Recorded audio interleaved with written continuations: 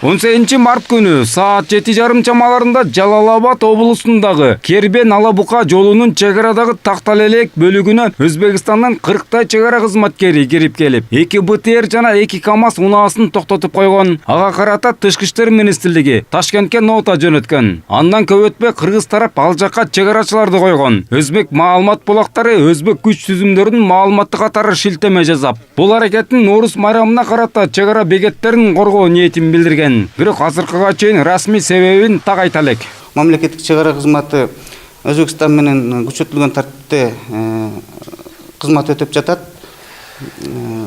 Ушул турушта биз өзбек тарап менен сүйлөшүүлөрдү токтоткон жокпуз. Сүйлөшүүлөр жүрүп жатат. Мындан сырткары жергиликтүү элдер менен түшүндүрүү иштерин жүргүзүп атабыз. Кыргыз тарап чек арачылар деңгээлинде өзбек тарап менен сүйлөшүүлөрдү жүргүзүп жатканын билдирүүдө. Бүгүн премьер Темирсариев Алабука районунун тургундары менен кездешип, жарандарды чагымчылыкка алдырбоого чакырып, маселе дипломатиялык жол менен чечилерин, бирок Кыргызстандын 1 сантиметр жери дагы эч кимге берилберин шартана кылды. Бул жагынан да биз эске алышыбыз керек. Өзбекстандын мындай аракеттери коомчулукта чоң талкууну жаратып, кыргызстандыктардын нааразылыгын туудурууда. Серепчи Темирбек Кошоев өзбек тараптын Тактал-Элек чек ара аймагына курал кармап кирүүсүн терроризмден коргонуу үчүн болуш керек деп жоромолдойт. Менин оюмча ОДКБга кирбегендики, биз Кыргызстан болсо ОДКБга киребиз. Анын өзүнүн институттары бар. Алар ушулордун Афганистанда болуп аткан террористтик организациялардын анализдерин кылып турат да. Азыркы убакта Өзбекстан биздин жарандарды киргизбей атат, өзлөрүнүн жарандарын да бизге чыгарбай атат.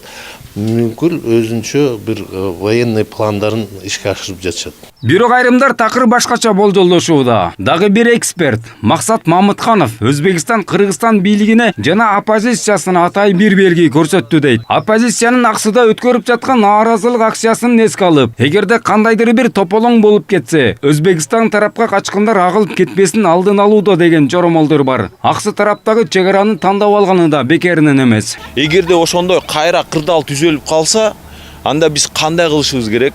Ошон үчүн ошондой болбос үчүн алар алдын ала айтып коюп атат. Биз деген чек араны мынакей, биздин деген сүйлөшүлбөгөн жерлер бар. Биз деген ошол жака аскерлерди жылдырганыбыз мынакей Ноорузун алдында биз деген коргонууга кирип атабыз деп. Блокпостторду коюп, текшерүүнү күчөтүп атабыз деп.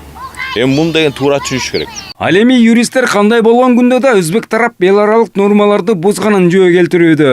Биринчиден талаш чек арага кирип келүүгө эч кимдин акысы жок болсо, экинчи тараптан Кыргызстанга тиешелүү жолду бууп алган дешет. Кыргыз тарап эл аралык уюмдарга кайрылып, укуктарын коргоп алса болот. Өзбек тарап күнөөлүү деп табылса, аскердик жана экономикалык санкцияларга кабылышы ыктымал. Эл аралык келишимдердин негизинде экономикалык санкция киргизе турган болсо, анда Өзбекстанды туш тараптан экономикалык жактан блокада кылып, эч кандай товар киргизүүгө жана чыгарууга Өзбекстан менен иш алып барууга тыюу салынып калат. Бир дагы мамлекет алар менен экономикалык жактан карым-катнаш кылууга тыюу салынган чечим чыгарылышы мүмкүн.